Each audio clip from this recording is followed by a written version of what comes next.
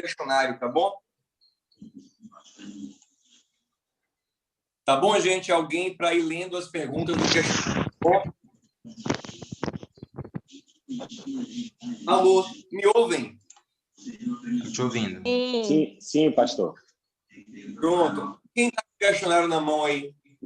Estou aqui abrindo e respondendo agora, porque eu não tinha nem visto. Pronto. Só preciso que leia para mim as perguntas, tá bom? Eu leio, pastor, eu leio. Pronto.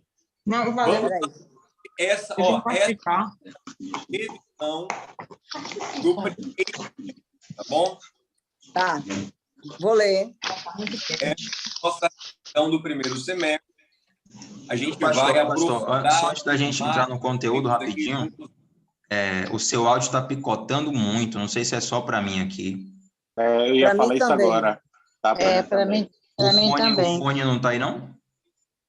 É isso. O meu fone está na mochila, porque a mochila ficou do carro. Mas eu estou com outro fone aqui, o negócio que está carregando também aqui. Aí está uma benção agora. Veja se é possível, porque está picotando bastante. Deixa eu tentar melhorar aqui.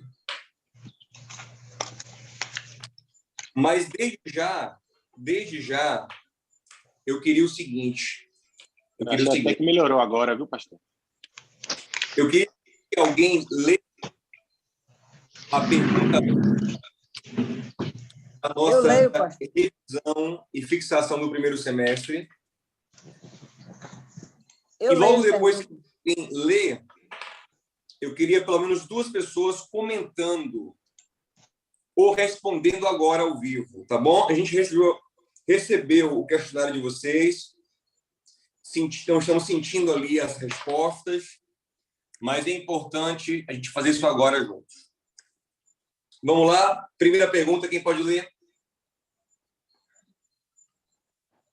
Graça, desmuta seu microfone que eu cliquei sem querer, que eu coloquei você no mudo sem querer.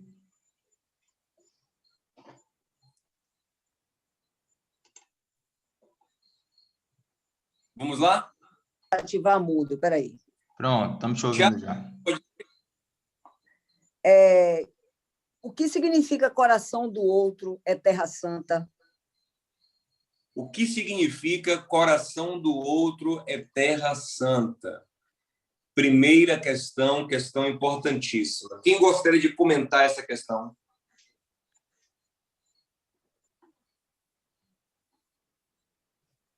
Você. Vamos lá? Pastor, assim, eu vou falar o que eu entendo, né? Certo. Então, assim, que a gente tem que ter cuidado com as emoções do outro, né? Com os sentimentos do outro. Porque a gente pode magoar, né? A depender da forma. Cada um tem uma história de vida diferente, cada um tem uma sensibilidade diferente. E a depender da maneira que eu trate, eu posso magoar, eu posso ferir. E aí, para ter acesso de novo a uma amizade, a um relacionamento, já se torna mais difícil. Então, assim, da mesma maneira que eu quero que as pessoas cuidem dos meus sentimentos, cuidem do meu coração, né? Eu preciso que a recíproca seja verdadeira. Eu preciso cuidar dos sentimentos, das emoções da outra pessoa, para que ela não se sinta magoada, para não ferir, para não causar, vamos dizer assim, dramaticamente falando, não causar uma morte emocional, uma morte na estima da pessoa, uma morte até espiritual, né? Muito bom, Soraya. E eu quero correlação com o texto bíblico. A gente aqui no Renovamento, o que a gente faz? A gente trata de coisas do coração, da alma, da mente, sempre nos fundamentando na palavra de Deus. Nós estamos juntos, para a glória do Senhor, construindo uma espécie de psicologia bíblica. E quem sabe no futuro, juntos, vamos ensinar às pessoas conceitos psicológicos profundamente arraigados na Bíblia. Quem sabe amanhã nós estamos aqui formando alguns psicólogos, então eu estou estudando, a Soraya está estudando, a Rafa está estudando, eu estou estudando. Quem sabe amanhã a gente pode escrever sobre psicologia bíblica, enfim. Nós estamos trabalhando nesse sentido. Então, vamos sempre fundamentar em versículos. Primeira coisa, de onde nós tiramos esse conceito, coração do outro é terra santa. O que significa ser terra santa? O que eu faço numa terra santa? Isso remete a que história, gente? Moisés, né, quando Deus fala para ele tirar as sandálias, porque ali é terra santa, né? Perfeito. Moisés está... Êxodo 3... humildade, né? Perfeito. Né? Êxodo 3, Moisés está no ambiente onde Deus se manifesta. Deus fala que Moisés tira as sandálias. E o que tirar as sandálias significa, gente? O que tirar as sandálias significa? Eu acho que, assim, é tirar o seu...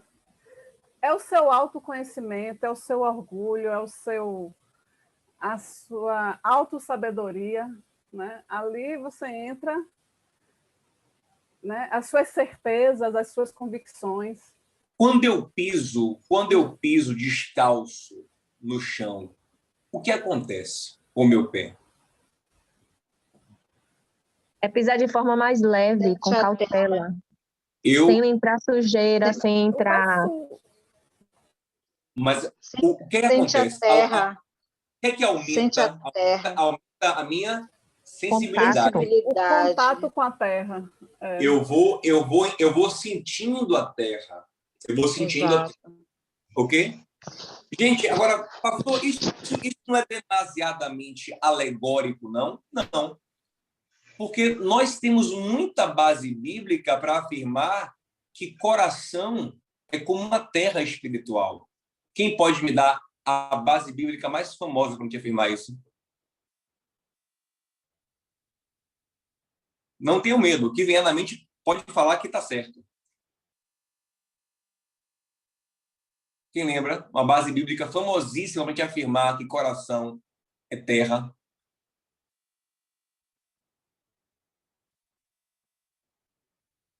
Vou ajudar vocês. Parábola do semeador. O semeador saiu a semear. Depois Jesus explica que a terra são os homens, é o coração dos homens. Ok? Coração dos homens.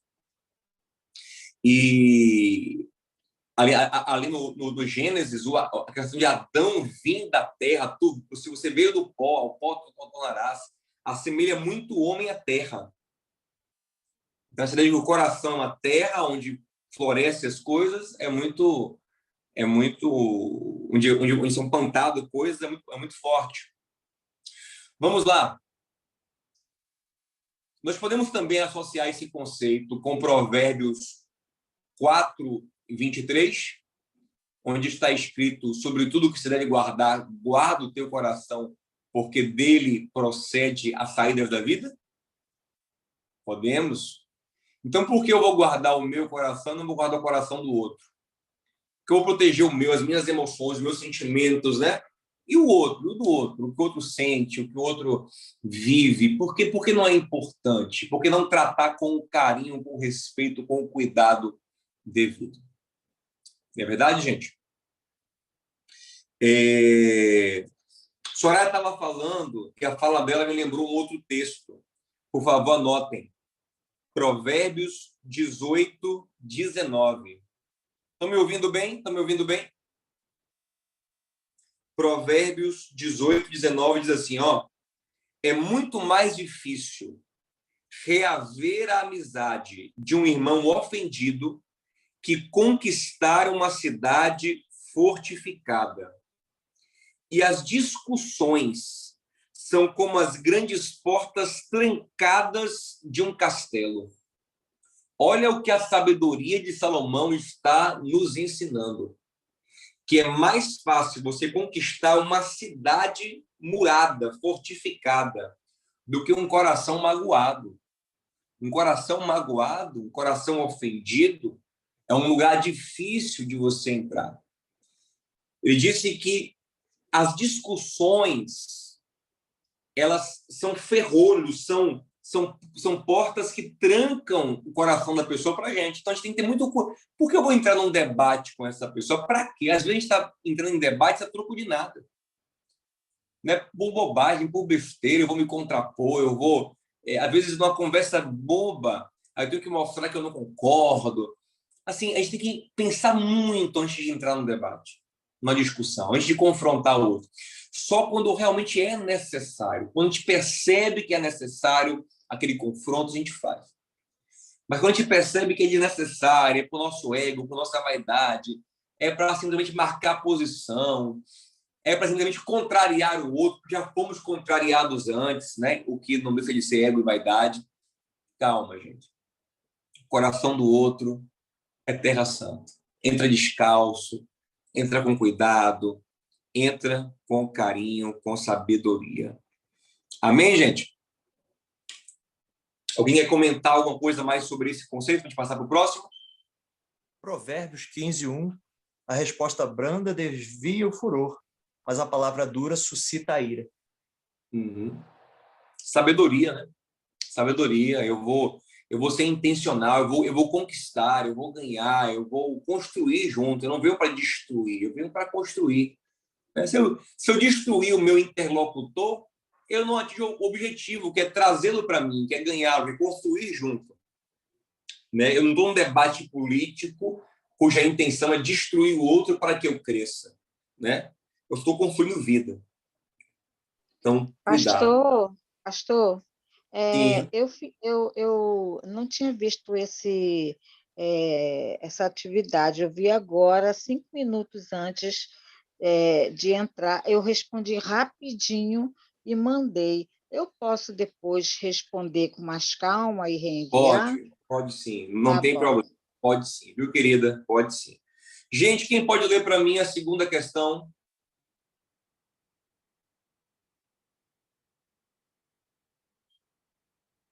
Usa o mesmo link, Astra. Usa o mesmo link e responde. Quem pode responder ler a segunda questão rapidinho?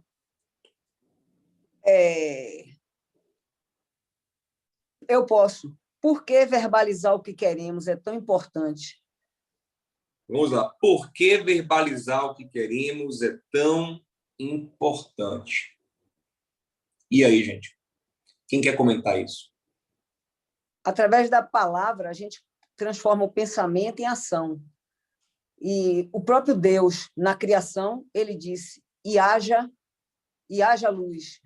Então, ele falou, né? Então, precisa que, falando, a gente transforma o que está aqui dentro em ação. Né? Verdade. Muito bom. Muito boa resposta, Graça. Uma outra resposta também é que a fala destaca o pensamento. A fala evidencia o pensamento. Né? A fala organiza o pensamento. Então, pensamentos estão correndo em nossa cabeça a 1000 por hora. Quando eu falo, eu pauso, eu destaco aquele pensamento.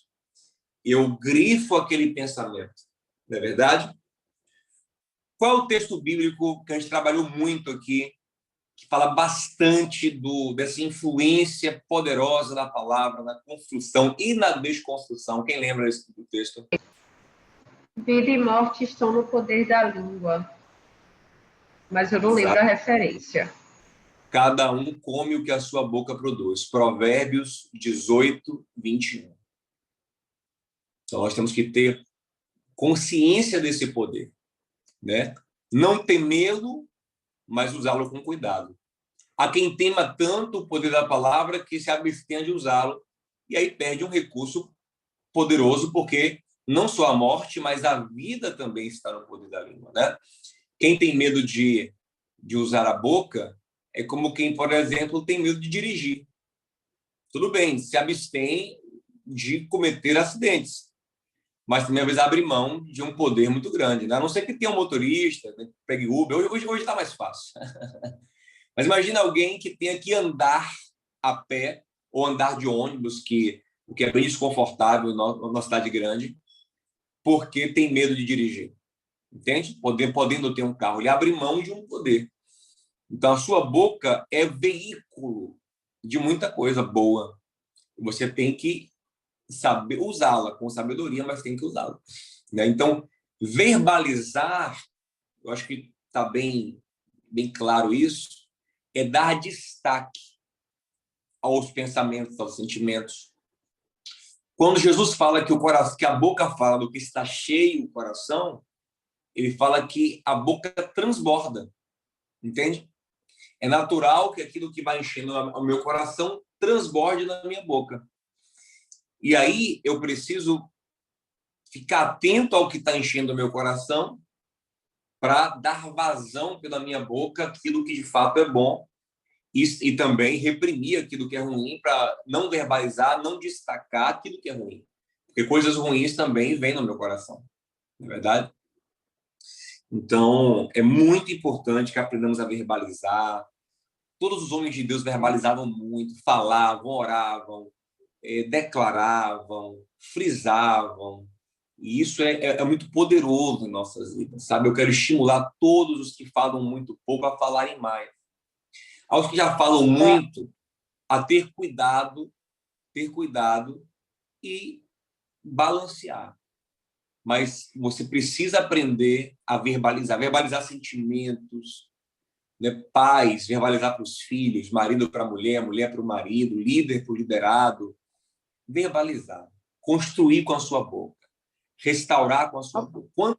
Quando o centurião foi a Jesus e falou: mestre, manda uma palavra, e de lá o meu servo será curado. Então, a palavra também é veículo espiritual. A palavra, não que a palavra tenha um poder mágico em si, eu vou falar e vai acontecer. Não, a palavra está submissa à vontade de Deus. Eu não posso manipular Deus ou determinar. Não, eu oro, eu peço, eu clamo, eu verbalizo para Deus. Mas Deus usa a palavra. Em toda a Bíblia, Deus usa a palavra do homem também. Ezequiel 37, Ezequiel está numa visão em um vale de ossos secos. Deus fala o que? Ezequiel profetiza sobre esses ossos. Enquanto ele vai falando, a coisa vai acontecendo. Ezequiel fala aos corpos mortos, depois fala ao espírito. Então, Deus vai mandando ele falar e de acordo com a fala dele vai acontecendo, porque Deus usa. Quando Moisés disse a Deus que não sabia falar, Deus então disse a Moisés: você não precisa falar. Não foi isso, gente? Não foi assim? Foi assim? Foi. Foi assim? Deus falou assim: Moisés, você não precisa falar, a gente está de boa. Foi assim? Não. O que é que Deus disse a Moisés? Hã? Cadê vocês? O que é que Deus disse a ele? Eu serei com a sua boca. Quem fez a boca do homem? Eu serei com a sua boca. Êxodo 4. Eu vou te ajudar a falar. Mas você vai precisar se expressar, você vai precisar falar. Lógico que verbalizar não é apenas falar. Verbalizar hoje, o se expressar passa por escrever, passa por outras formas de expressão. Mas a boca ainda é a melhor ferramenta, porque com a boca você dá o tom, que a escrita não dá tanto. Né? A boca você transparece mais a emoção da coisa, a pausa, o jeito de falar, a mensagem facial, né? Das expressões faciais. Então, falar ainda é a ferramenta mais poderosa que nós temos. Amém, gente?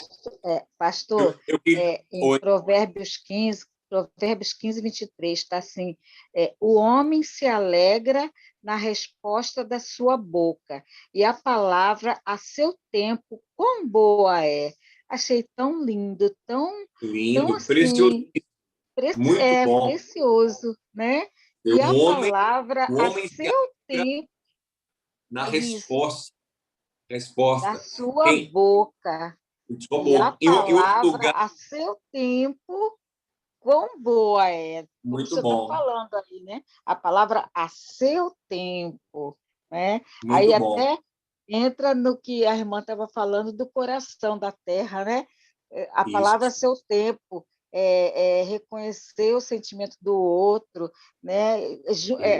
Casou, né? com o coração, né? O sentimento, respeitar o sentimento.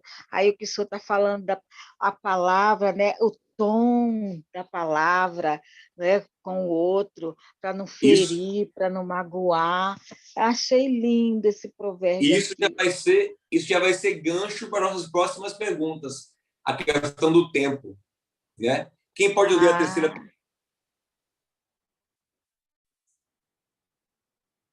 Graça, tá aí? Lê, Graça. Tô aqui, pastor. Quais são as 5 características de Davi que nós precisamos ter? Vamos lá, gente. Quem lembra de cabeça? Eu queria que vocês tivessem de cabeça essas características aí, porque elas são fundamentais para a gente. 5 características de David. Vamos lá? Eu não posso falar porque eu acabei de responder o questionário, então tá fresquinho aqui. Pode falar, Lore. Não tem problema não, joga duro aí. É 1 Samuel 25, irmão? Davi e Nabal? É de 1 Samuel 18. Nós trabalhamos juntos aqui no encontro. 1 Samuel 18. É porque nós também trabalhamos Davi e Nabal. Mas esse, na verdade, eu estava me referindo àquelas 5 de 1 Samuel 18. Quem lembra? Lore, jogue duro aí. Bom, eu só botei mesmo as características porque foi a que eu lembrei, mas eu não fui lá pesquisar em 1 Samuel 18. Eu botei a questão de obediência. Botei a questão da obediência, uma coisa linda de Davi, que é também a adoração, a coragem, a confiança em Deus, que é tão grande assim que eu acho que me mudou bastante, e a questão da simplicidade de Davi também. Então, foram as características que eu citei lá. Eu respeito também. Eu acho que eu poderia ter colocado... Realmente, a pergunta ficou muito aberta, né? Eu poderia ter colocado as 5 características de Davi em 1 Samuel 18. Aí ficaria mais fácil para vocês. Ficou bem aberto. Tudo o que o Lore falou é verdade. Mas, na verdade, eu estava em mente aqui das características de 1 Samuel 18. Que são... Eu lembro só... ele era estrategista. Estrategista. Tinha o dom da palavra, né? Ele falava bem. Ele sabia falar. A expressão que a Bíblia usa é sisudo em palavras. Sisudo em palavras. Firme na palavra, 2 já. Ele era homem de guerra, né? Alguma coisa assim. Homem de guerra. Não, homem de guerra é a mesma coisa que estrategista. É, né? Quem lembra mais? Deixa eu ver. Eu tô... Animoso. Sim. Animoso, homem de guerra, animoso. Jair corrigiu aqui, ó. 1 Samuel 16, me perdoe, 1 Samuel 16. 18 não, 1 Samuel 16. Tiago colocou no chat que tá certo, 1 Samuel 16. 1 Samuel 16, 18, se não me engano. O versículo é 18, se não me engano. Capítulo 16, versículo 18, se não me engano. Dá uma olhadinha aí, 1 Samuel 16, 18. Animoso, então aqui, ó. Estrategista, palavra firme, animoso. Uma que Lore falou, corajoso. Valente, né? E nós diferenciamos animoso de corajoso. Eu já quero perguntar isso para você. Presença. E gentil presença. Gentil presença, que é a graça, né? Beleza. Qual a diferença de animoso para corajoso, gente? Nós trabalhamos juntos aqui. Qual é a diferença? Por que o texto bíblico separa animoso de corajoso? Qual a diferença?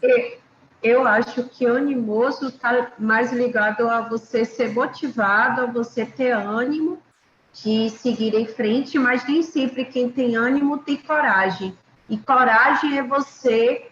É o ímpeto de você agir apesar do medo. Você muito seguir bom, em frente. Perfeito. Crista definiu perfeitamente, não temos mais o que colocar. O ânimo é a vontade. Eu tenho vontade, eu tenho desejo. Mas entre eu ter vontade e eu ter coragem para fazer, são outros 500. Entende? Então, a pessoa ela pode ser animada e covarde. Como ela pode ser corajosa e desanimada? Ela não tem medo, mas ela não tem vontade. Entende, gente? Então, é muito importante que nós tenhamos as duas coisas. ânimo e vontade. Ok? E lembrem que essas 5 características de Davi vêm do Espírito Santo de Deus. Não vem de pai, não vem de mãe, não vem de irmãos. Ele é único na família, porque o Espírito Santo estava sobre ele. Então, nós temos que buscar no Espírito Santo ânimo e coragem. Amém? Quem pode definir para mim o que significa a graça que Davi tinha, gentil presença? Por que isso era importante? Por que isso foi importante para Davi, por exemplo? Porque a pergunta é essa: por que ser gracioso foi importante para Davi? Porque por causa dessa graça, né, é que o Senhor viu nele essa possibilidade dele ser rei, né?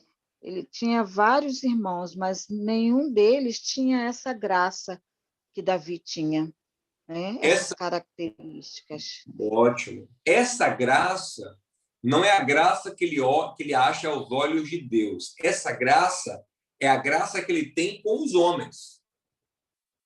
Davi é um homem que quem olha para ele, quem chega perto dele, gosta, abre portas, favorece, porque ele é gracioso.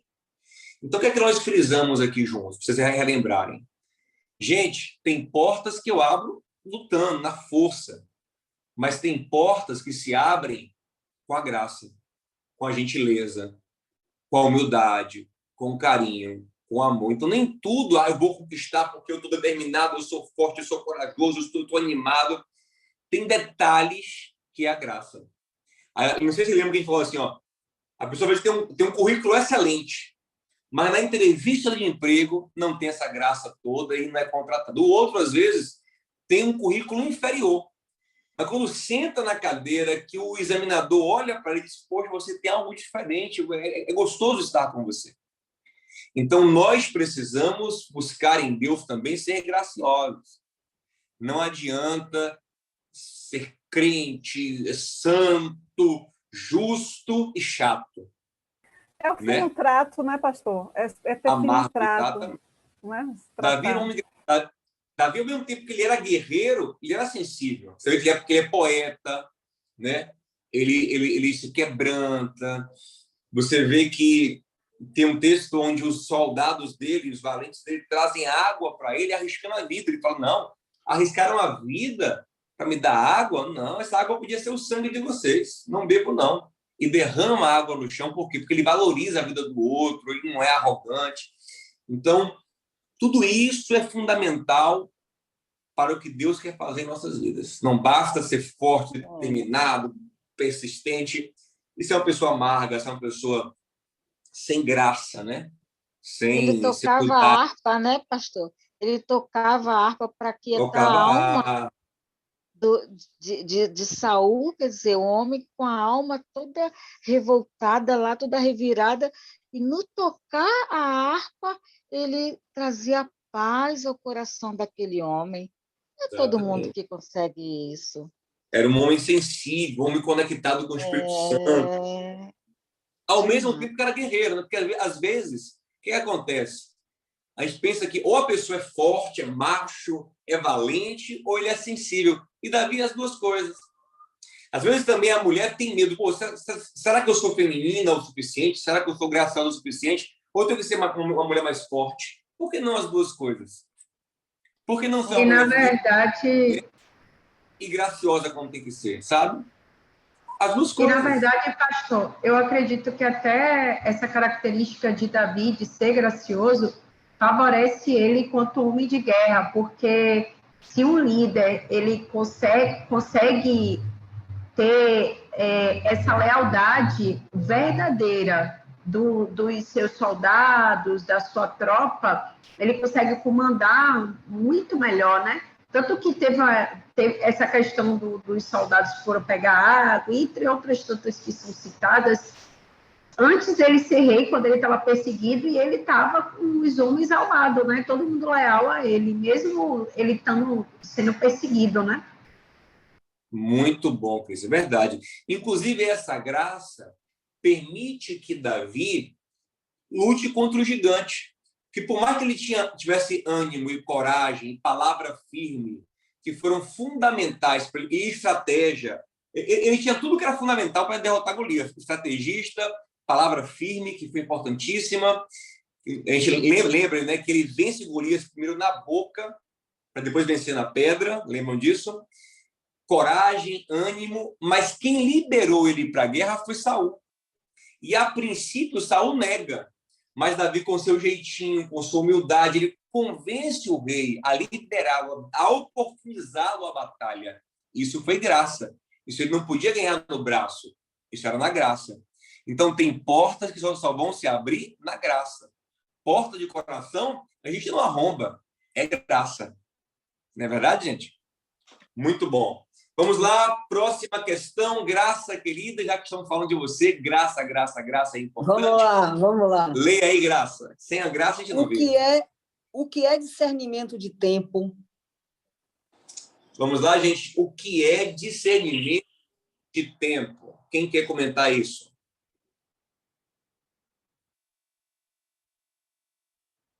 Vamos lá? O que é discernimento? Vocês estão tímidos, gente. Vamos lá, joga duro, abre a boca, vamos lá. Sem medo. Sem medo de ser feliz. O que é discernimento de tempo? É saber o momento certo de agir, de tomar uma decisão. Eu tenho discernimento de tempo, é saber a hora certa. Né? Essa é parte da resposta, Soraya, querida. É saber a hora certa de agir. Essa é parte da resposta. Mas antes de saber a hora certa de agir, eu fiz uma outra coisa. O que eu fiz? É o tempo de Deus, saber o tempo de Deus. Eu fiz a leitura do tempo. Né? Eu li o tempo, discerni, eu percebi o tempo, então eu agora sei que agora é a hora certa de agir ou de não agir. Entende? Ou de não agir. Porque como eu percebi o tempo, então é tempo de agir ou de não agir. Entende? Eu fiz uma leitura daquele tempo. Né? Eclesiastes, Salomão falou o quê? Que o sábio vai... Eclesiastes 8. O sábio, ele vai discernir o tempo e o modo, ou seja, o momento e a forma de agir, né? Mas a resposta oral está certa, é saber a hora de agir. Basicamente, é isso. Nós precisamos saber isso.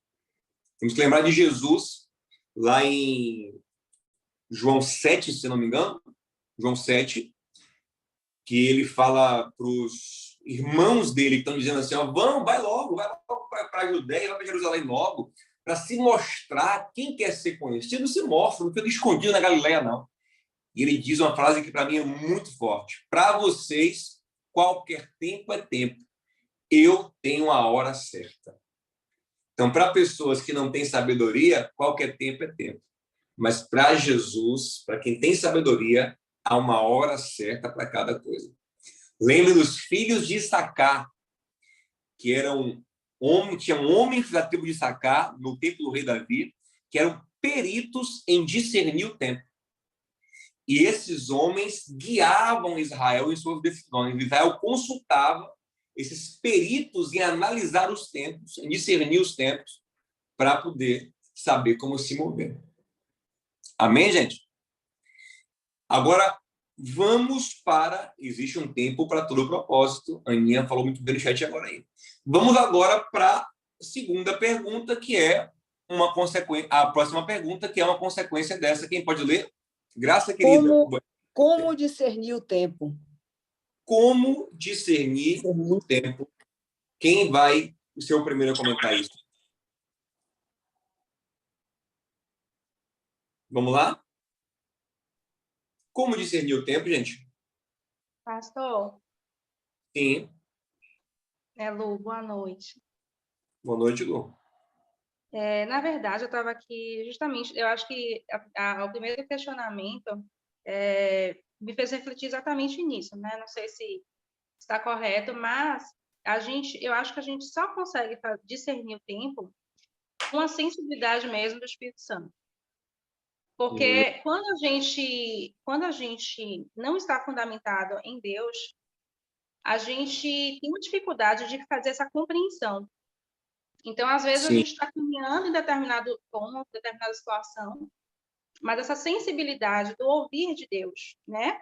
Às vezes, a gente vai estar falhando. Então, eu acho que a gente precisa, muitas vezes, silenciar nós mesmos, compreender o propósito que Deus nos inseriu, né? Porque o propósito é dele, ele nos insere, nos chama, e a partir disso, ele vai gerar em nós uma sensibilidade que vem do próprio Espírito Santo. Então, por isso que quando a gente não está dentro dessa sabedoria do alto, a gente tem essa dificuldade, né? Maior, né? Porque, na verdade, isso é um desafio nosso mesmo. A gente precisa estar sensível à voz do Senhor. Então, eu acredito que a gente só consegue discernir o tempo mesmo, segundo o propósito de Deus, quando a gente está alinhado com Ele. Então, isso se torna algo mais palpável, né? Vamos dizer assim, mais palpável. A gente caminha sabendo que ou o Senhor vai nos dirigir dizendo para onde Ele quer que a gente vá, ou Ele vai dizer, caminhe que eu estou contigo, mas você vai nessa direção. Então, eu acredito que é o essencial, né? Assim, do que eu acredito, eu acho que é o essencial. Acho que sem essa sensibilidade do Espírito Santo de Deus, sem esse auxílio do próprio Deus, a gente não tem a capacidade de discernir esse tempo. Então, eu acho que é buscar ouvir a voz do Senhor, silenciar nós mesmos, tentar entender, dentro da verdade, dentro do centro da vontade dele, qual é o propósito dele para aquele tempo, para aquele momento e nas circunstâncias que nós estamos vivendo. Ele vai dizendo, né? Ele vai falando e vai nos mostrando também, né? De diversas formas, porque a multiforme graça do Senhor vai nos mostrando de diversas maneiras, né? Sendo nos comunicando através da palavra, sendo de diversas formas, aí cada um com a sua experiência. Mas eu acredito que é basicamente isso, sim, eu acho. Muito bom, com certeza. Jesus diz em João 3 que quem é nascido do Espírito é movido, né? Paulo diz em Romanos 8 que quem tem o Espírito de Deus é guiado pelo Espírito de Deus, é guiado por Deus. O Espírito de Deus, o Espírito Santo é guiado pelo Espírito de Deus. Isso é muito verdade, muito verdade. Agora, Jesus ele fala de uma forma de discernir o tempo que nós já usamos, por exemplo, para o tempo climático. Como é que a gente sabe que vai chover, por exemplo?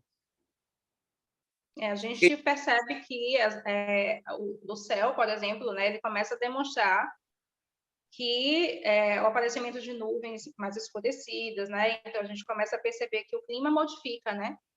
Nós olhamos os sinais. Exatamente. Nós olhamos os sinais.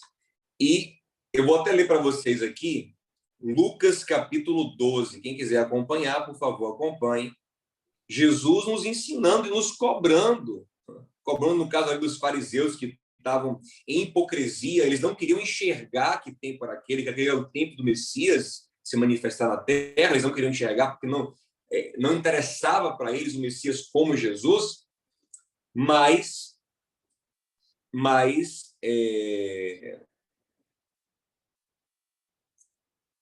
olha o que ele fala aí, ó, Lucas 12:54, ele fala assim, ó, Lucas 12:54. Dizia ele à multidão: quando vocês veem uma nuvem se levantando no ocidente, logo dizem, vai chover, e assim acontece. E quando sopra o vento sul, vocês dizem, vai fazer calor, e assim ocorre. Hipócritas, vocês sabem interpretar o aspecto da terra e do céu, como não sabem interpretar o tempo presente, ler o tempo presente, discernir o tempo presente? Porque vocês não julgam por si mesmo o que é justo. Então, observem que Jesus está dizendo, assim como vocês conseguem ler o céu, saber se vai chover ou não, deveriam ser capazes de interpretar o tempo presente. E por que Jesus espera isso daqueles homens? Porque eles são judeus.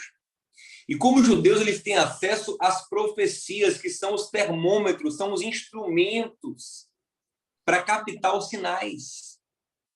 Então, Deus nos dá acesso à sua palavra, e a sua palavra serve como um instrumento para que nós possamos estar calibrados na palavra para perceber para onde as coisas estão indo. E como o Salomão fala em Eclesiastes, não há nada de novo na terra. Tudo é cíclico. Então, a Bíblia meio que me mostra para onde a coisa vai, porque a Bíblia tem histórias que eu posso usar de uma forma análoga para interpretar o tempo presente. A Bíblia tem profecias sobre o futuro. A Bíblia mostra um certo modus operandi de Deus nas situações, e eu vou entendendo como é que Deus age, o que ele gosta de fazer, apesar de que Deus é sempre surpreendente. Mas a Bíblia é um manual que me dá ferramentas para interpretar o tempo, fora que ela está cheia de profecias escatológicas que me apontam certas coisas do futuro. Então, um alinhamento com a palavra de Deus e, como o Lu falou, uma comunhão com o Espírito Santo vai me calibrando para ser uma pessoa que vai percebendo o que Deus está fazendo, para onde as coisas estão indo, para onde elas estão caminhando. E um exemplo muito fácil que eu dou, por exemplo, se eu perguntar a você, gente, o que vai acontecer com um soberbo? O que vai acontecer com um homem ou uma mulher soberba? Hã? De uma hora para outra vai cair. Pronto, todo mundo aqui no chat respondeu, abriu o microfone e respondeu rápido. Por quê? Porque está todo mundo afinado em relação a isso.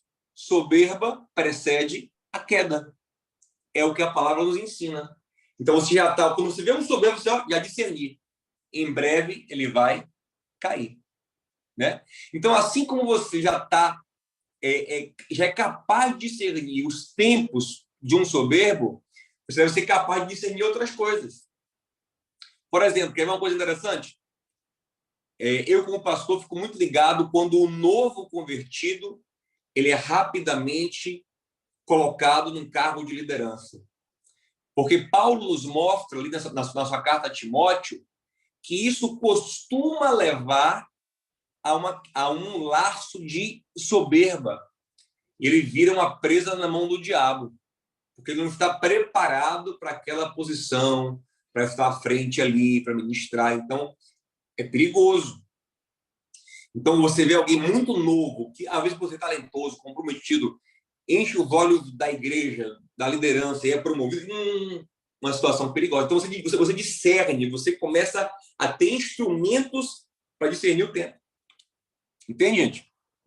Você começa a ver uma igreja seguir caminhos parecidos com as igrejas das 7 cartas do Apocalipse. Você começa a perceber também, talvez, qual vai ser o resultado.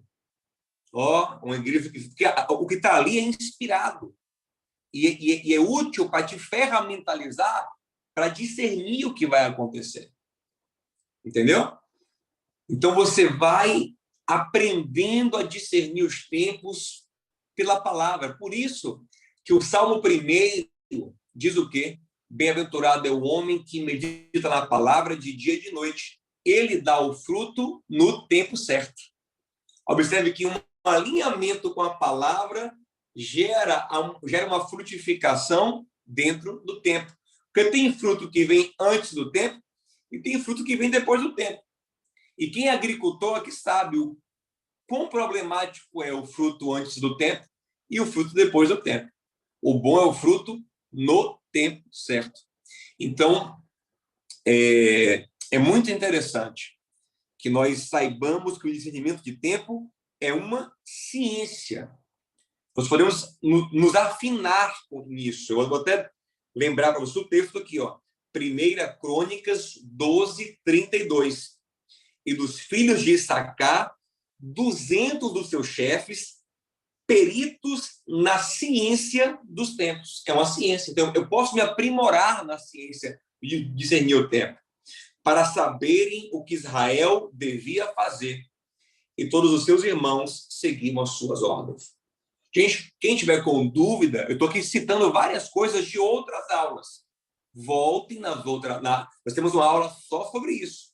Voltem lá, porque esse tema está bem aprofundado lá. Tá bom?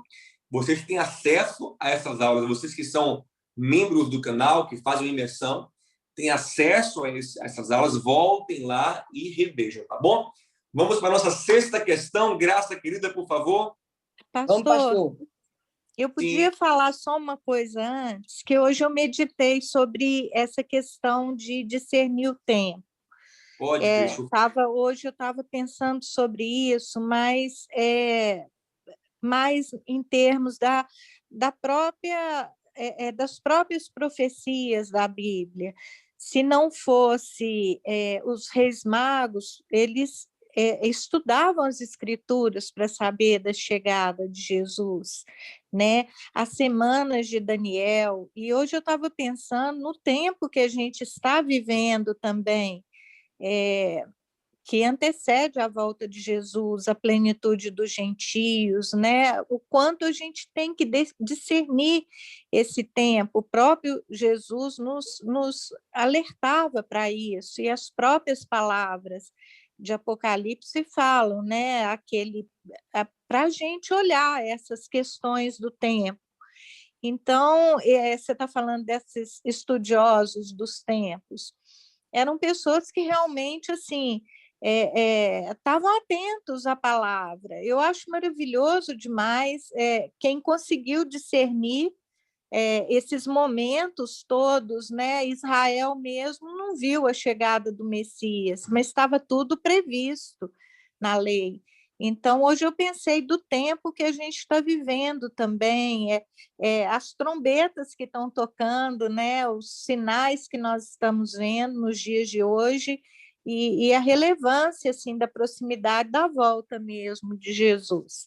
Era isso Sim. que eu queria falar, porque hoje eu meditei mais nesse aspecto mesmo, das profecias, Escatologia é um tema que nós não abordamos muito aqui, porque é um tema muito específico. Nós precisaríamos parar, sentar e dedicar-nos a ele, né? Nós abordamos mais o discernir o tempo de uma forma geral, mas isso inclui a escatologia. Isso inclui uma percepção dos planos de Deus para a conclusão da obra na Terra, ou desse tempo, dessa era da igreja na Terra, né? Isso é muito importante, sim, Cris. Que quem sabe no futuro a gente faz aqui um processo focado em escatologia, também com essa pegada do Renovamente, aplicando muito, assim, eu gosto muito da escatologia que nos ensina a viver hoje. Eu acho que essa escatologia é a melhor que tem. Não para ficar projetando o futuro, porque isso gera até ansiedade, mas algo que nos traz para uma consciência presente, isso é muito legal. Vamos para a sexta pergunta, Graça, querida, por favor. Como estabelecer prazos mudam as nossas vidas? Como estabelecer prazos mudam as nossas vidas? Gente, essa pergunta eu tirei do nosso encontro, cujo tema é A Vida Tem Prazo, para quem depois quiser aprofundar nessa questão. A vida tem prazo. E aí, quem quer responder sobre isso? Quem quer falar sobre isso? Vamos lá?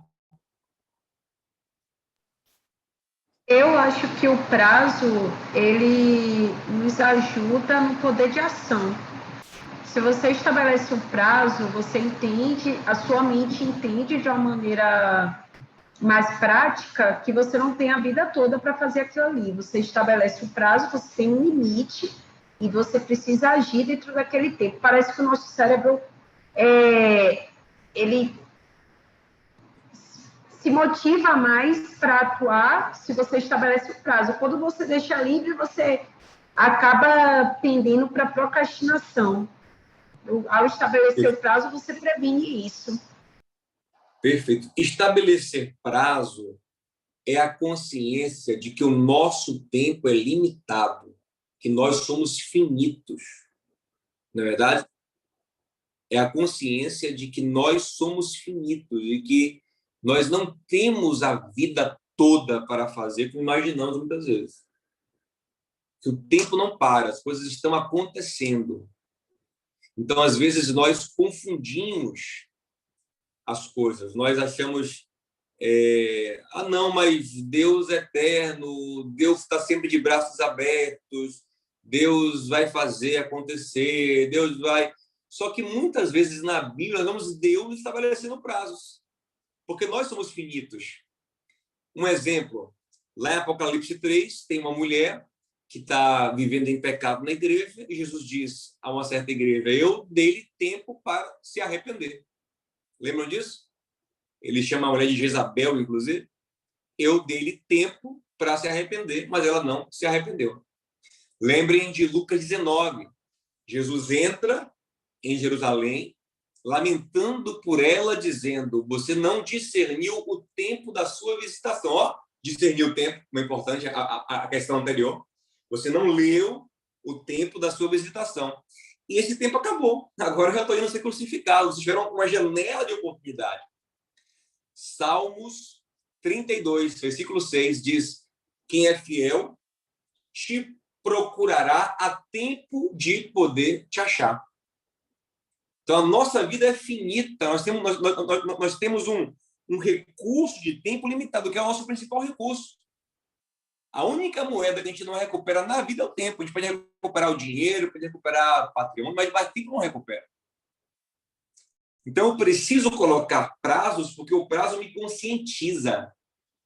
Se eu não coloco prazo, como vocês falaram bem, eu vou procrastinando, porque... E eu até acredito que a procrastinação tem a ver com preguiça, com várias coisas, mas também tem a ver com o homem não ter caído a ficha de que ele é finito. Você sabe que o homem foi criado para ser eterno. Eu acho que isso, às vezes, tem um bug no nosso subconsciente, sabia? A gente não tem muita noção de que vai morrer. A gente não pensa nisso, a gente não reflete sobre isso. E é por isso que Salomão fala em Eclesiastes que a casa do luto traz mais sabedoria do que a casa da festa, né?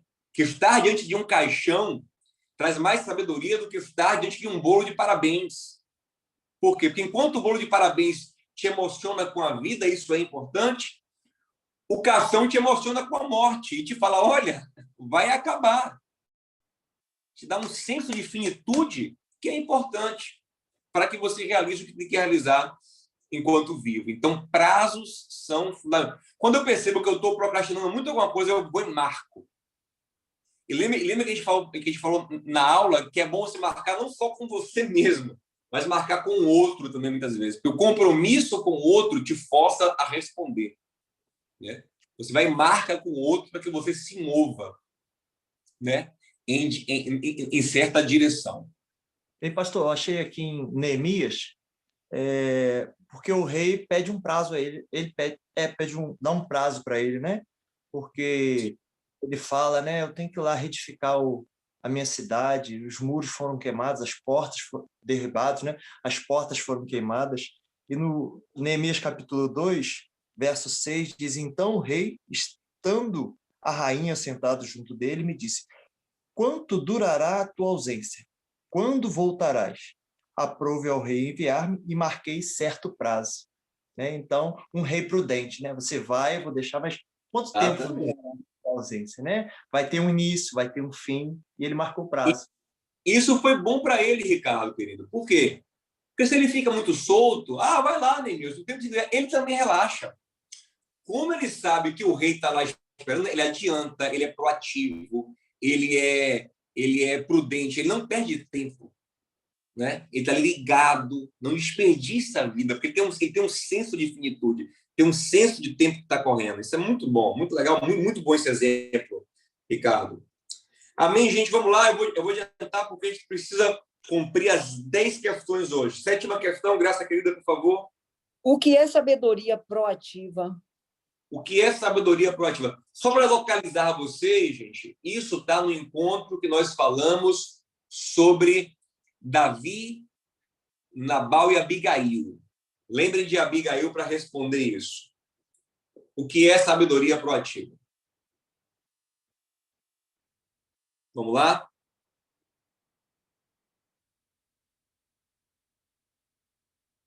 Foi evitar o confronto, né? Abigail era sábia, não era? O texto fala. Lembra do texto? Que Abigail era sábia. Mas ela ficou na dela, olhando o que ia acontecer, dizendo: isso vai dar errado. Estou aqui, discernindo tudo, isso vai dar tudo errado. Foi assim que ela ficou? Porque a proatividade a pessoa ser proativa é aquela pessoa que ela está vendo a situação acontecer, ela vê uma possível solução e age, né? Ela vai e age, ela não espera aquilo acontecer, aquilo de mal acontecer, ela vai antes com uma solução para evitar uma possível dificuldade acontecer. Perfeito. Foi o que ela fez, né? Perfeito. Porque lembre daquele ditado, né? O burro nunca aprende. O inteligente aprende errando. Mas o sábio aprende com o erro dos outros. Ótimo. Então, a sabedoria é evitar problemas. Mas se o sábio analisar, perceber e não agir, muitas vezes acontece o problema. Porque não basta eu discernir, eu analisar, eu perceber, eu entender tudo e deixar acontecer. Então, a sabedoria proativa é dar um passo na frente. Aquela coisa. Aí eu sabia que ia acontecer, eu vi que ia acontecer, mas não fez nada, né? Exato. Eu sabia que ia dar errado, eu sabia que fulano... Engraçado que tem mãe que fala isso, né? Eu sabia que isso ia dar errado. Você não fez nada pelo seu filho, você nem tentou. Lógico que não depende só da gente, mas você nem tentou. Você percebeu, você enxergou tudo e não fez nada, né? Então, a Abigail, ela percebeu que ia dar uma tragédia, ela correu, ela foi rápida. Encontrou Davi no meio do caminho, convenceu Davi a mudar de ideia. Ela usou a sabedoria. Então, assim, não adianta nós estarmos aqui aprendendo um monte de coisa, estudando um monte de coisa, se você não pegar esse conhecimento e agir com ele e usar para dar passos de avanço na sua vida, na sua carreira, no ministério, família, tudo, né? Sabedoria para ser usada. Sabedoria não é só para ficar estudando, que legal, que revelação da palavra, que coisa interessante. É mais do que isso. Sabedoria prática, não é verdade? Sabedoria que faz acontecer, que constrói. Com essa sabedoria, o que eu vou fazer? Para onde eu vou levar? O que eu vou construir? Né? Onde eu vou atuar? Sabedoria proativa. Depois voltem nessa aula para mergulhar nisso, porque aquela aula não tem só, aquela aula tem um monte de coisa. Lembra que a gente esmiuçou a sabedoria de Abigail e tinha várias coisas interessantíssimas. Lembra? São vários pontos, posturas dela, ações dela, que tem hora que ela vai devagar porque é necessário, tem hora que ela vai rápido, né? A maneira que ela fala, tudo é muito sábio ali nela. Depois vão lá e voltem nessa aula, sabedoria proativa.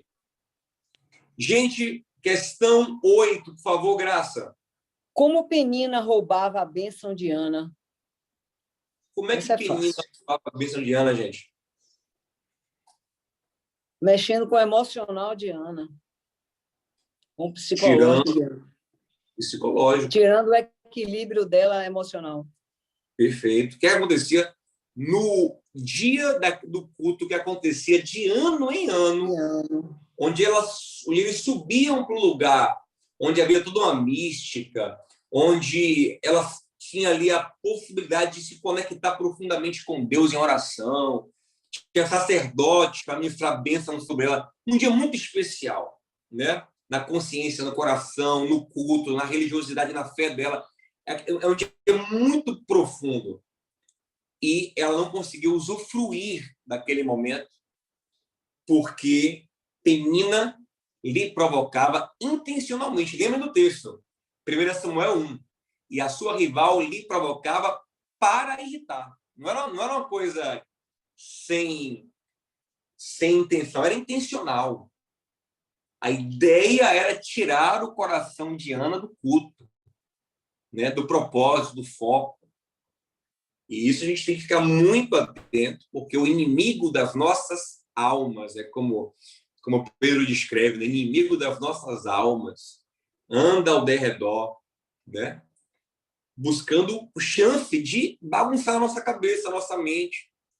Pessoas, muitas vezes, mal intencionadas, pessoas que dão lugar à sua natureza caída, podem, muitas vezes, nos tirar de um lugar de foco, de bênção, de propósito, de crescimento, de comunhão, mexendo em nossas feridas. Né? Pastor, Ana mexia na ferida Penina mexia na ferida de Ana. Era né? isso que eu ia falar. Ela conhecia a fraqueza de Ana. Então, ela mexia nisso, né? Ela tocava na fraqueza de Ana. Então, assim, a pergunta é, temos que ter cuidado com quem está à nossa volta, a quem conhece as nossas fraquezas, né? A quem a gente deixa conhecer, né? As nossas emoções, né? Porque muitas vezes as pessoas estão com capa de que está ali, que é amigo, que é uma pessoa que está ali para nos ajudar, e, na verdade, está ali com a intenção contrária, né? De procurar. Eu sou, até hoje, um pouco utópico, sabia? E eu reconheço que eu tenho que melhorar isso. Porque, às vezes, eu custo acreditar que tem gente maldosa nesse nível. Mas a vida nos mostra o tempo todo que tem. Sabe? Eu vejo, não é possível que a pessoa faz isso por maldade. Não, faz isso sem querer, não, mas tem gente que é intencional. Tem gente que não mata, porque sabe por que ele não mata? Porque ele vai se prejudicar, ele vai ser preso. Mas ele mata com a boca, porque não dá nada. Ele sabe, ele conhece Provérbios 18, 21. Ele mata com a boca. Tem criança que sabe fazer isso com a outra, percebe ponto fraco e faz, quanto mais adulto. Então, sobre tudo que você deve guardar, guarda teu coração. E nós temos também que ter a capacidade de nos ofender menos, né? De perceber quem está falando, por que está falando, discernir as intenções do outro quando ele fala conosco. Não é verdade? Quem está falando, por que está falando. Jesus era profundamente atacado, ofendido, mas ele não se ofendia. Tentavam ofendê-lo, mas ele não entrava em Jesus. Ele não entrava nele. Isso não quer dizer que eu não posso ouvir críticas. Posso. Mas qual é a crítica boa? É a crítica de quem me ama. É a crítica de quem eu sei que quer meu bem. Crítica ao Léo, não que a crítica... Às vezes o inimigo até faz uma crítica boa. Por quê? Porque o inimigo, às vezes, ele é tão detalhista com a sua vida. Ele fica caçando defeitos, né? Que ele faz aquele pente fino para lhe criticar. Ele fala, bom que agora eu sei qual o detalhe que me falta. Né? E às vezes quem ama é mais tranquilo, é mais ameno na crítica. Mas cuidado, gente. Guarde o coração, de discernir, não trazer para dentro de si. Assim como o pai de Salomão, né? Assim como Salomão, personificando um pai, em Provérbios 4, versículo 20, fala, filho meu, coloca as minhas palavras no fundo do seu coração. Lembra? Coração tem fundo, lembra disso? Coração tem fundo.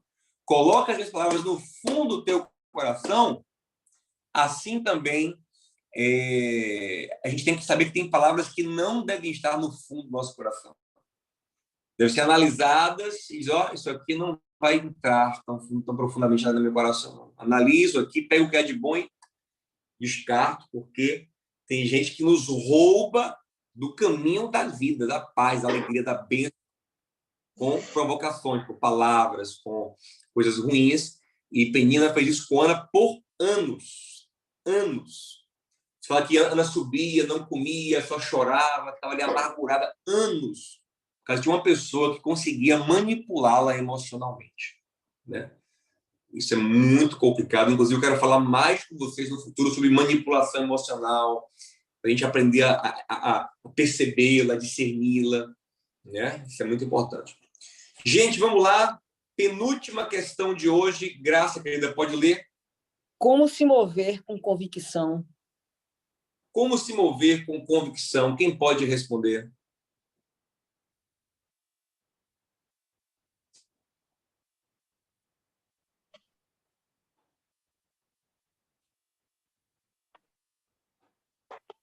Quem pode se mover? Bom, a gente não tem resposta errada, não. Errado é não responder. Vamos lá?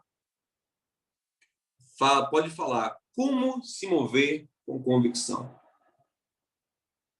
Nós falamos isso numa aula que a gente falou sobre Jesus movendo os discípulos, guiando os discípulos. O nome da aula agora que eu não estou lembrando. Mas como eles moviam com convicção? Vamos lá? É tipo aquele de ouça 80, fale 20, creia na possibilidade de transformação, confiar nos liderados, essas coisas.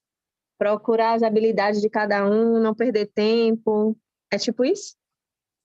A ideia é como eu caminho, eu ajo, sem ter muitas dúvidas.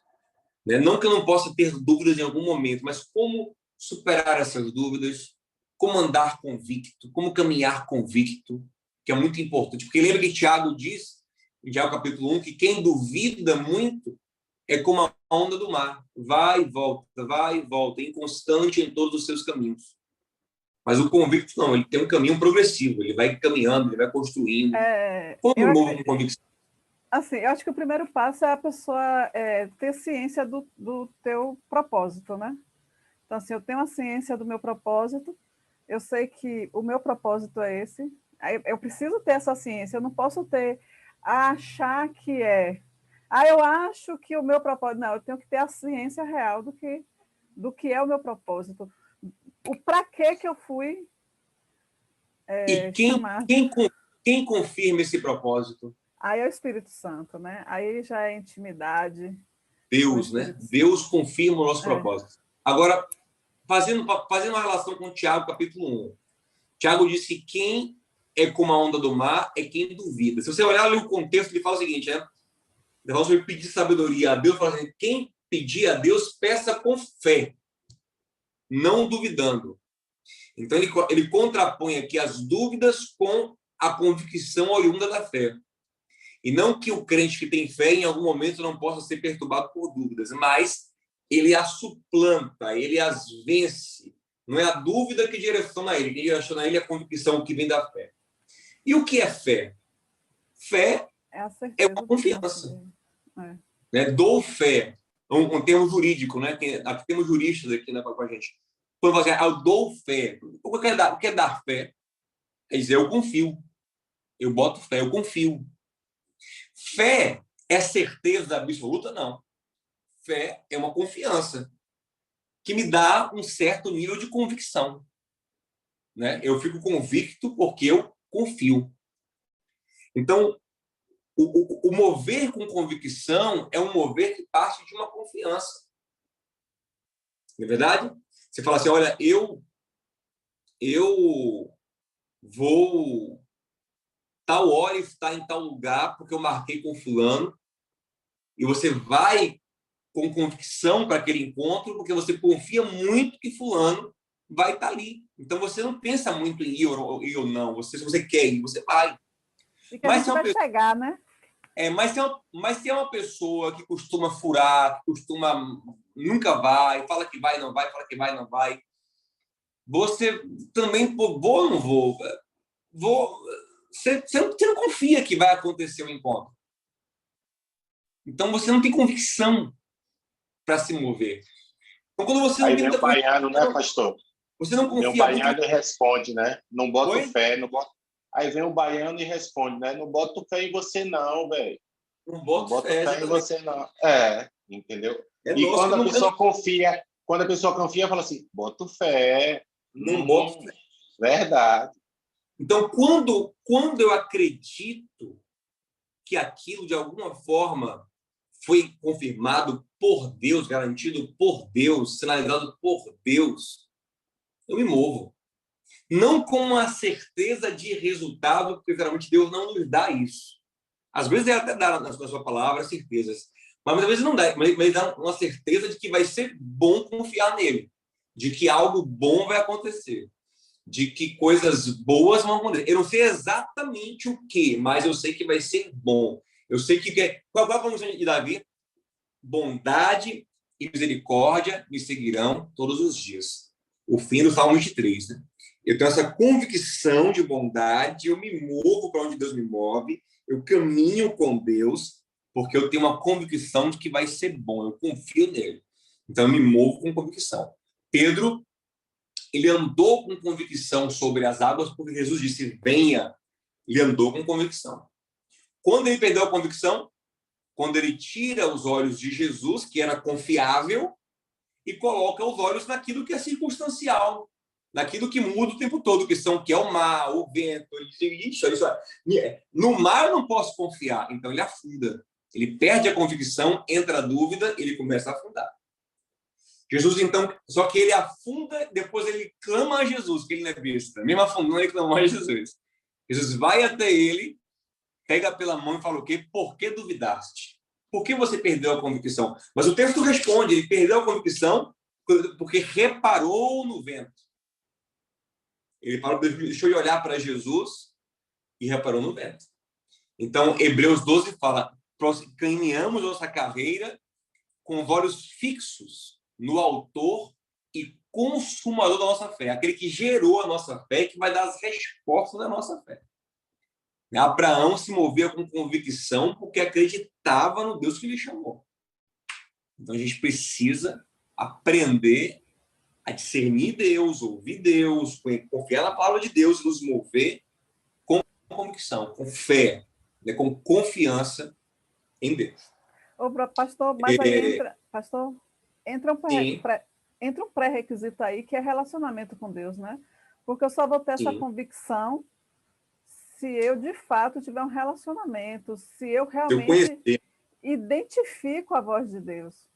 Porque eu posso identificar a voz da minha alma e acreditar que é a voz de Deus e me mover segundo a minha alma e não ao direcionamento de Deus. O nosso grande lastro é a Bíblia, né? Deus não nos fala contra a Escritura, como Paulo disse a Timóteo, a Escritura é divinamente inspirada e tem tudo o que o homem precisa para ser sábio. Então, Deus não vai contradizer o que ele já disse. Ele já falou, a gente vai sempre ter a palavra como fundamento. E aí, sim, o Espírito Santo nos dá também direções específicas, fundamentadas na palavra, confirmadas por outras pessoas, né? Testificadas pelo Senhor. A gente vai andando com ele, vai percebendo, e vai entendendo, e vai discernindo, e vai se movendo com convicção. Né? Se movendo com convicção. E também, gente, tem certo momento que confiar também é uma escolha. Concordam comigo? Você está ali, confia ou não? Confia ou não? Sabe de uma? Eu escolho confiar. Eu não vou dar lugar à dúvida, eu vou escolher confiar. Eu escolho confiar. Então, confiar, em certo grau, também é uma escolha. Sabe? Você entra no avião, você fala, meu Deus, será que o piloto sabe pilotar? Será que vai cair? Não. Eu escolho acreditar que o cara fez o curso, que o cara sabe pilotar, que ele tem muitas horas de voo, e acabou, ele sabe pilotar, acabou, e eu vou ficar tranquilo. E aí caso você não consiga confiar, você sabe de uma? Se ele não souber, Deus está no controle da minha vida, se tiver que morrer hoje, eu morro e vou para o céu. Aí você confia em Deus. Mas assim, a sua convicção sempre vai ser por depositar confiança em alguém. Né? Você vai ter que botar confiança em algum lugar. Em alguém.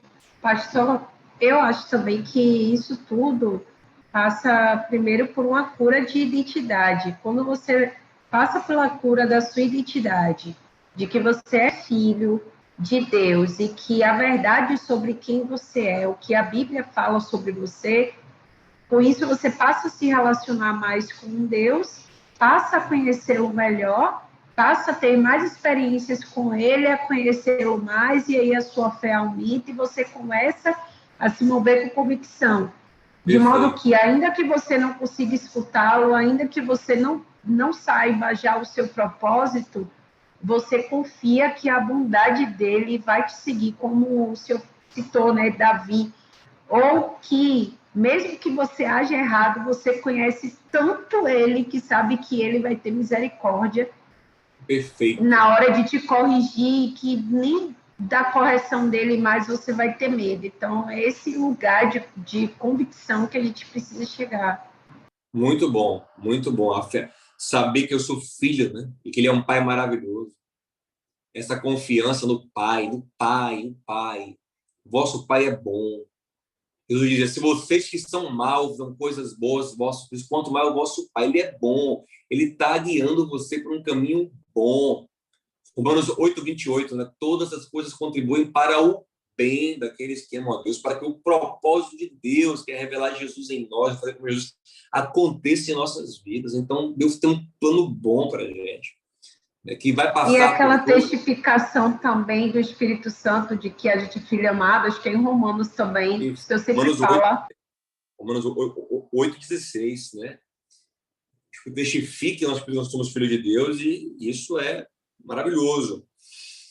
A pregação de João também, quando ele voltou do deserto, ele falava, endireitai os vossos caminhos, né?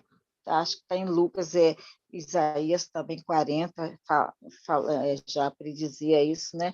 Endireitai os vossos caminhos, aí ele diz, todo vale se encherá, e se abaixará todo outeiro, né? Todo monte, todo outeiro, o que é tortuoso se endireitará, os caminhos escabrosos se aplanarão. Quer dizer, é isso que a irmã acabou de falar, quando ele estava preparando o povo para receber Jesus, que iria ajustar essas coisas todas, né, nas nossas vidas.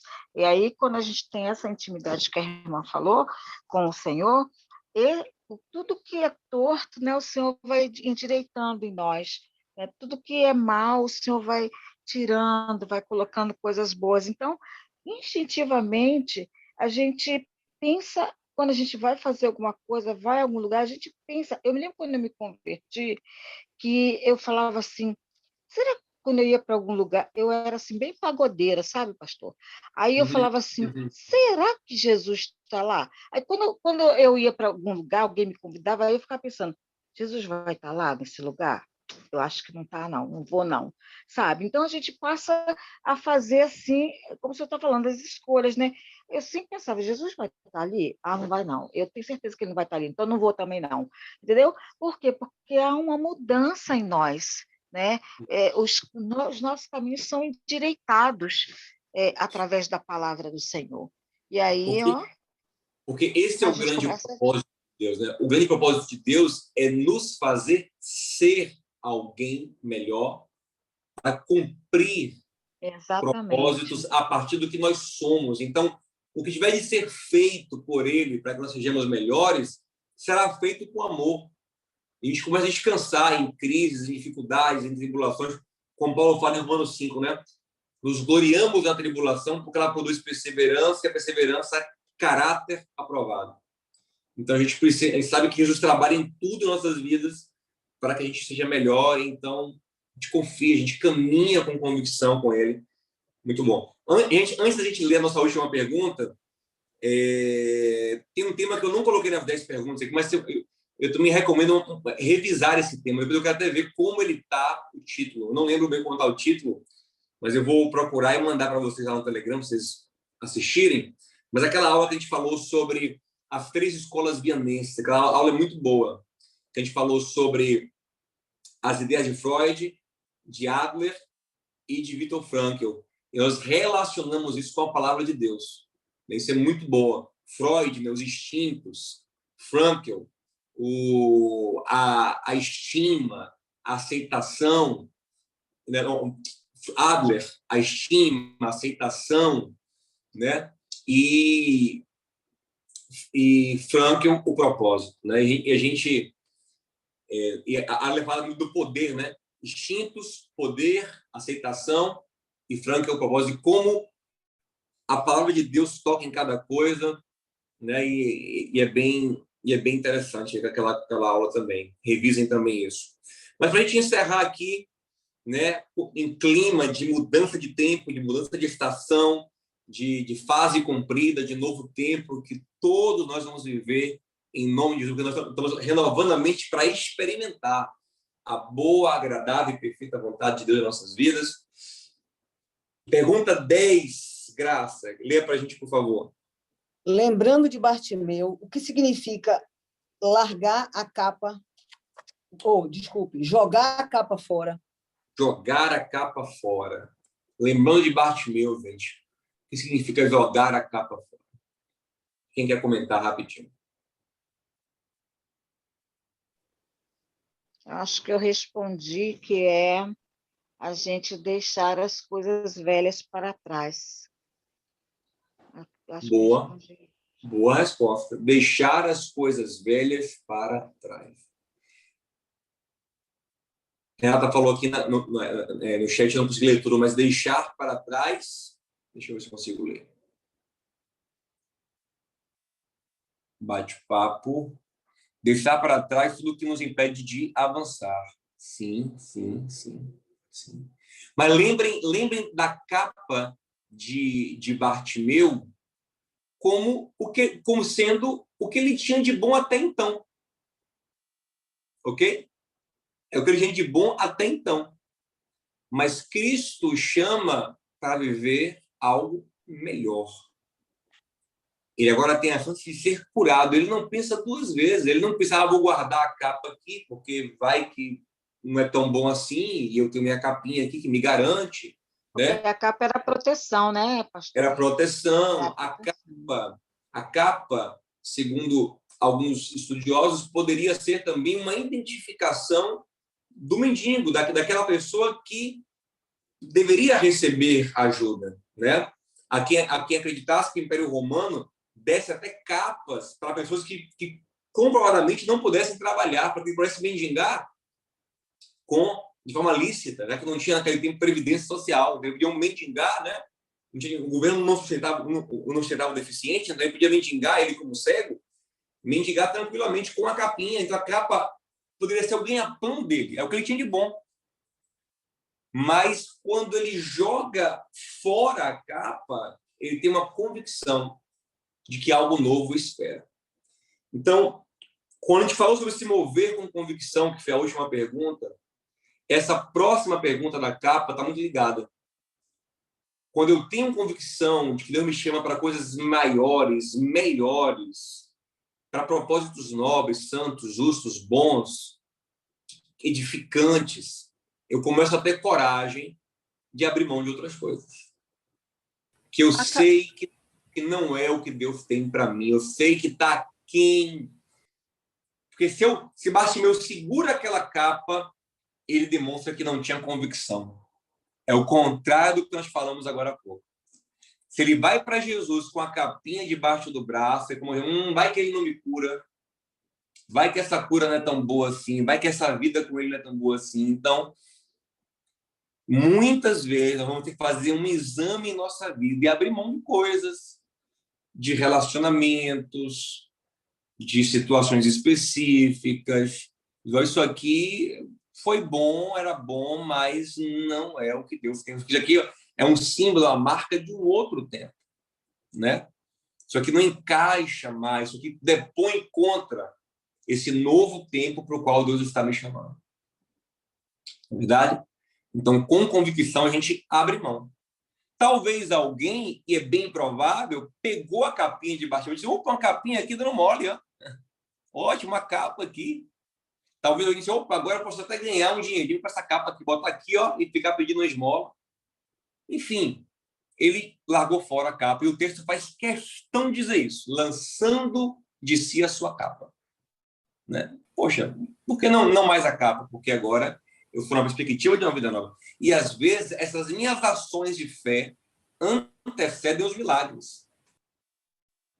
Antecedem o que Deus vai fazer. Deus está esperando você ter essa atitude, né? Mental e espiritual. E, às vezes, física também. Né? De largar capas, de caminhar para Ele, de ter coragem. Não é trocar o certo pelo duvidoso, não. Não é isso. É o contrário disso. É trocar o certo pelo que é mais certo ainda. Porque a capa não é certa, a capa se desfaz, a capa ela é roubada, a capa ela rasga, a capa ela é perdida, mas Jesus é eterno. Sua palavra é provada. O Espírito de Deus não mente. Né? Vou trocar o certo pelo duvidoso? Não, vou trocar o certo pelo que é muito mais do que certo. Né? Quando Jesus fala, ele fala assim, em verdade vos digo. Né?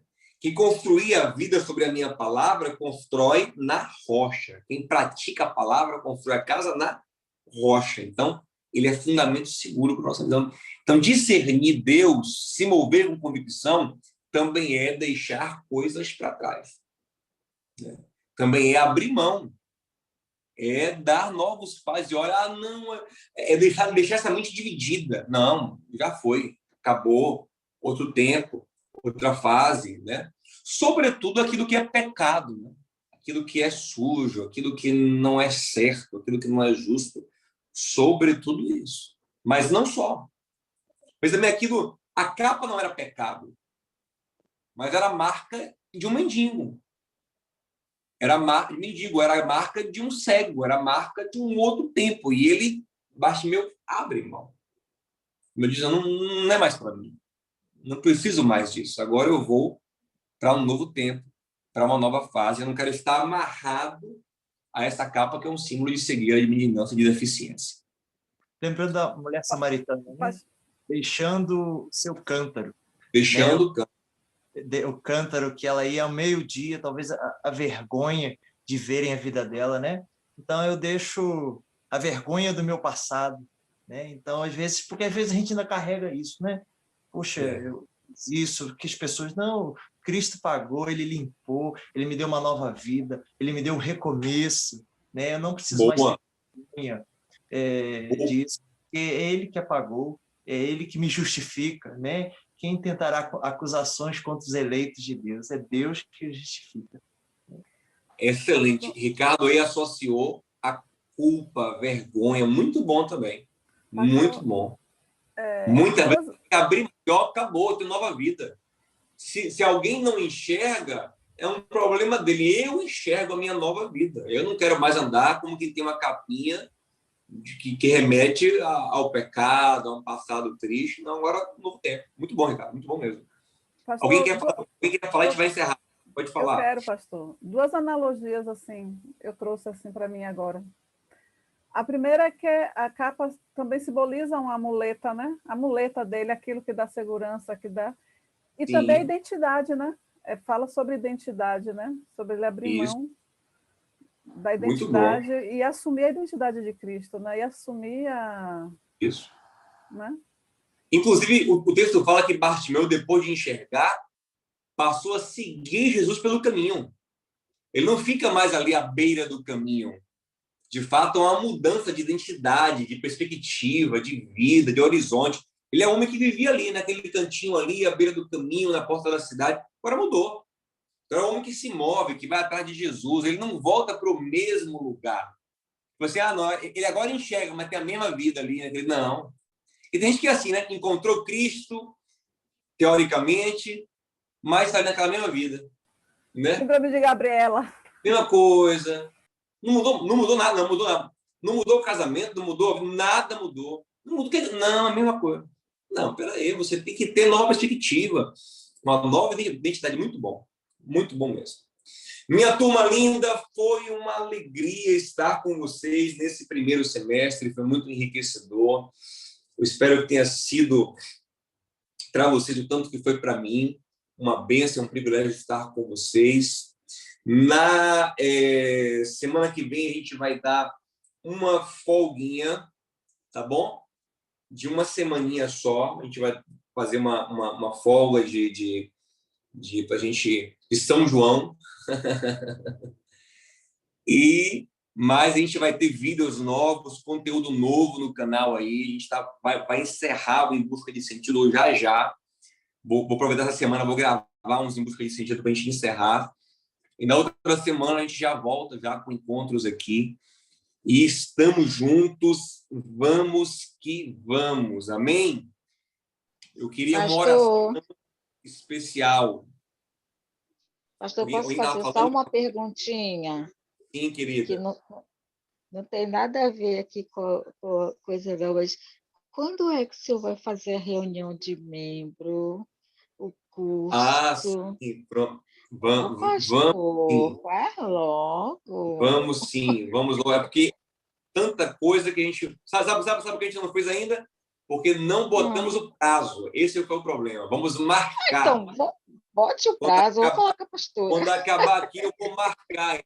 Pronto. Marcou, pronto. Pronto. Gabá, vou pegar aqui o calendário, vou marcar e anunciar no grupo do curso de membros, tá bom? Vou marcar. Tá bom. Colocar o prazo, ainda nem você me ensinando, colocar o prazo, a coisa acontece. Né? Tá bom. Vamos que vamos. Amém. Quem pode fazer uma oração abençoada para a gente selar essa revisão?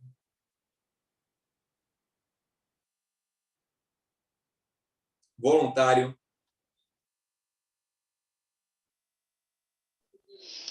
Nosso Deus, nós glorificamos, Senhor, ao seu nome, nós te bendizemos. Deus, nós agradecemos a ti, ó Pai, por esta oportunidade, Senhor, de estarmos estudando a sua palavra desse modo tão diferente que o Senhor concedeu ao teu servo, ó Deus, para que nós possamos viver a nossa vida à luz da tua palavra, vivermos ela como forma de vida. Deus, é tão bom, Senhor, nós reconhecermos o nosso viver, Senhor, mediante a tua palavra. Deus, nós agradecemos, porque a cada dia, Senhor, a cada semana, nós aprendemos mais, Pai querido. Nós aprendemos a lidar conosco e a lidar com o próximo. Senhor, isso é muito bom, Senhor, porque todos os dias nós queremos ser mais generosos. A cada dia nós queremos ser melhor do que foi o dia anterior.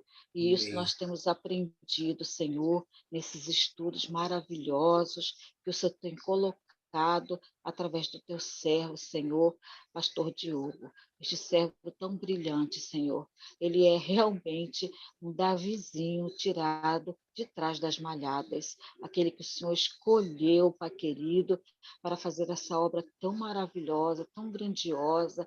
Pastor que não deixa as suas ovelhas, ó Deus, que não é só um pastor de púlpito, mas ele é um pastor do dia a dia, Pai querido, que cuida do seu aprisco, das suas ovelhas, que o Senhor possa estar abençoando ele todos os dias, a sua esposa, Senhor, seja como uma coluna de oração, os seus filhos como árvore plantados ao ribeiro, ó Deus, e que nunca falte, Senhor, a sua bênção sobre o lar do teu servo, e cada um de nós aqui, Senhor, que nós possamos desfrutar, Senhor, rica e abundantemente dessas bênçãos, Senhor, dessa oportunidade que o Senhor tem nos dado para estudar a tua palavra com o teu servo. Assim o Senhor nos abençoe, que esses estudos fiquem gravados no nosso coração para a glória do teu nome, em nome de Jesus. Amém.